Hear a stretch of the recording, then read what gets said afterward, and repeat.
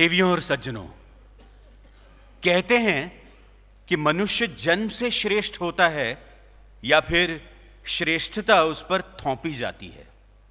मैं फिर से दोहराना चाहता हूं कि मनुष्य जन्म से श्रेष्ठ होता है या फिर श्रेष्ठता उस पर थोपी जाती है।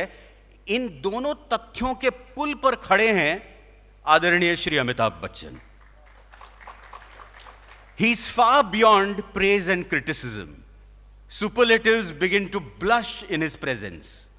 श्री अमिताभ बच्चन ये एक विशेषण है जिससे समूचे भारत का परिचय होता है।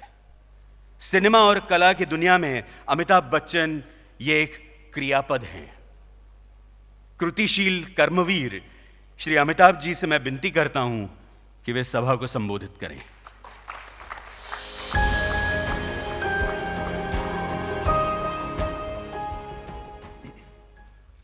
आदरणीय उधर जी, आदरणीय संजय राउत जी, देवियों और सज्जनों, सचिन जी ने बहुत ज़्यादा बोल दिया मेरे बारे में, उसके लिए मैं क्षमा चाहता हूँ। धन्यवाद देना चाहता हूँ संजय जी आपको कि आज आपने मुझे यहाँ आमंत्रित किया और ये मेरे लिए बड़े सौभाग्य की बात है।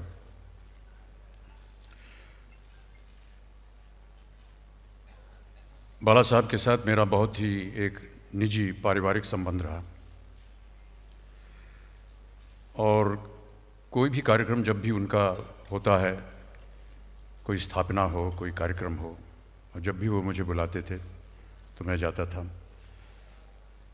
आज आपने मुझे यहाँ आमंत्रित किया है, इसके लिए मैं आपको धन्यवाद देता हूँ। क्योंकि ये कार्यक्रम बाला साहब से संबंधित है इसलिए तो मैं यहाँ मुझे आना ही था। लेकिन सच्चाई थोड़ी सी ये है संजय जी की आपकी जो कलम है वो कलम नहीं तलवार की तरह कभी कभी लगती है, उसके डर के मारे मैं यहाँ आ गया।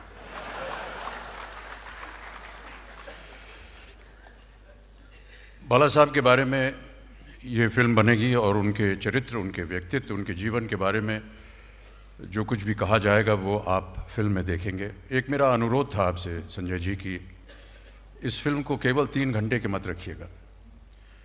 बाला साहब का जो व्यक्तित्व है वो 3 घंटे के अंदर सीमित नहीं किया जा सकता और मैं चाहूँगा कि जी बिल्कुल, और मैं चाहूँगा कि इसके कई सारी सीरीज़ बने, 10-12 सीरीज़ बने, 3-3, 4-4 घंटे की सीरीज़। आजकल तो वेब सीरीज़ पे सब देखते हैं इसे। उनका पूरा जो व्यक्तित्व है उसे सही तरह से व्यक्त करने के लिए इसे आपको बहुत समय चाहिए होगा। तो ये आपसे प्रार्थना है कि केवल इसे 3 घंटे के लिए सीमित न रखें। बाला साहब के साथ मेरा हमेशा मैंने माना कि एक पारिवारिक संबंध रहा है और पारिवारिक इसलिए रहा है क्योंकि जिस दिन से मैं उनसे मिला, न जाने क्यों उनको लगा कि मैं उनके परिवार का एक सदस्य हूँ। ये उनकी उदारता थी, ये उनका बड़प्पन था। और मुझे इस बात का उदाहरण तब मिला जब तकरीबन 40 साल पहले जब उनसे मिलने का मुझे अवसर मिला तो मेरा विवाह अभी उन्हीं दिनों हुआ था। तो उन्होंने फ़ोन किया कि तुम्हारा विवाह हो गया है, मैं तुम्हारी पत्नी से मिलना चाहता हूँ, तुम घर आओ। तो मैं मातुश्री गया जया को लेकर और आई ने जिस तरह से जया का वहाँ पर स्वागत किया अपने घर में, वो ऐसा स्वागत था जैसे आई अपनी स्वयं बहू का स्वागत कर रही हूँ अपने घर में। उस दिन से मैंने मान लिया कि बाला साहब जो हैं वो मेरे पिता समान हैं, बुज़ुर्ग हैं और मेरा संबंध इनके साथ हमेशा पारिवारिक ही रहेगा। कई ऐसे उदाहरण आए जीवन में हमारे जब बाला साहब ने एक परिवार के सदस्य की तरह अपना स्नेह और प्यार मुझे दिया। बातें तो बहुत सी हैं लेकिन कुछ ऐसी चीज़ें हैं जो कि बहुत ही व्यक्तिगत हैं और बहुत से लोगों को शायद पता भी ना हो। 1982 में जब कुली के दौरान मैं घायल हुआ और कुछ दिन बेंगलोर में बेहोश रहा, वहाँ से जब ये तय हुआ कि वहाँ से मुझे मुंबई लाया जाएगा तो बेहोशी के आलम में मुझे हवाई जहाज़ में बैठा के जब यहाँ मुंबई लाए, बरसात का मौसम था, बहुत तेज़ बारिश हो रही थी और सीधे एयरपोर्ट से मुझे ब्रीच कैंडी हॉस्पिटल ले जाना था। उस समय कोई भी एम्बुलेंस नहीं मिली मुझे ले जाने के लिए, लेकिन बाला साहब की शिवसेना एम्बुलेंस जो थी वो आई मुझे एयरपोर्ट पे लेने के लिए, और मैं हमेशा कृतज्ञ रहूँगा, क्योंकि अगर उस दिन उस वक्त वो एम्बुलेंस ना आई होती तो शायद और मेरी इस अवस्था गंभीर हो सकती थी। मेरे जीवन में कई बार ऐसी अवस्थाएं आई जहां पर बहुत सारे आरोप लगाए जाते थे मुझ पर, और हर बार जब ऐसा हो तो बाला साहब मुझे फ़ोन करते थे और पूछते थे, ये क्या है, ये सही है या गलत है, तुम आओ, मैं तुमसे बात करना चाहता हूँ।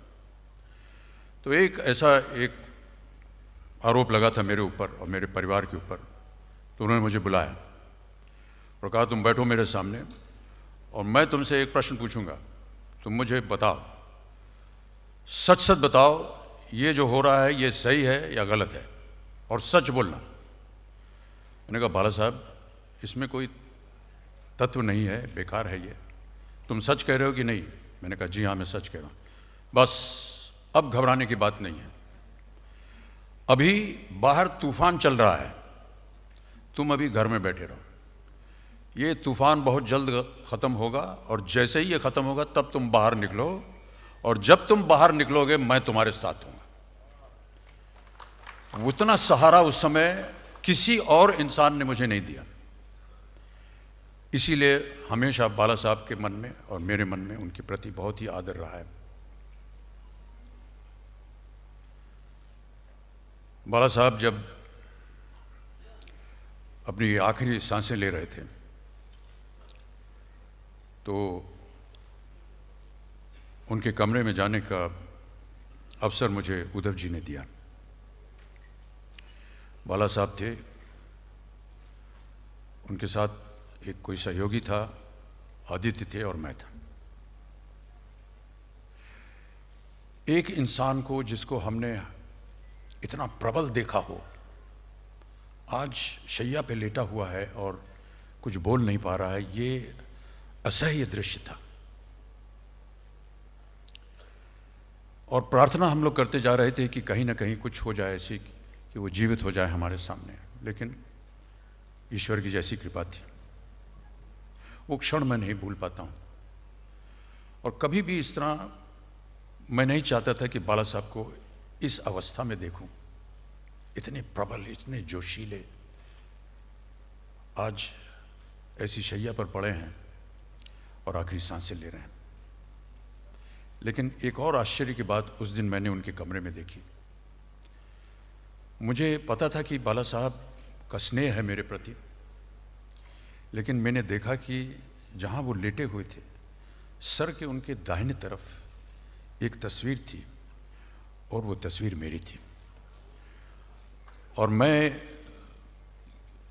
बहुत ज़्यादा कृतज्ञ हूँ कि मैंने कभी इसका अनुमान नहीं लगाया था कि बाला साहब कितना स्नेह और प्यार करते हैं मुझे। उस छवि को देख करके मैं बहुत गदगद हुआ और वो दृश्य हमेशा मेरे सामने रहेगा। मैं प्रणाम करता हूँ, चरण स्पर्श करता हूँ, नमन करता हूँ ऐसी शख्सियत को। बधाई देता हूँ संजय जी आपको कि आपने ये एक बीड़ा उठाया है, और मेरी शुभकामनाएं हमेशा आपके साथ हैं। यदि कभी भी इस फिल्म के बनाने के दौरान आपको लगे कि मेरा उसमें कोई सहयोग हो सकता है किसी भी प्रकार से, तो आप अवश्य बोलिएगा, मैं अवश्य उसमें भाग लेने का प्रयत्न करना चाहूँगा। बहुत बहुत धन्यवाद।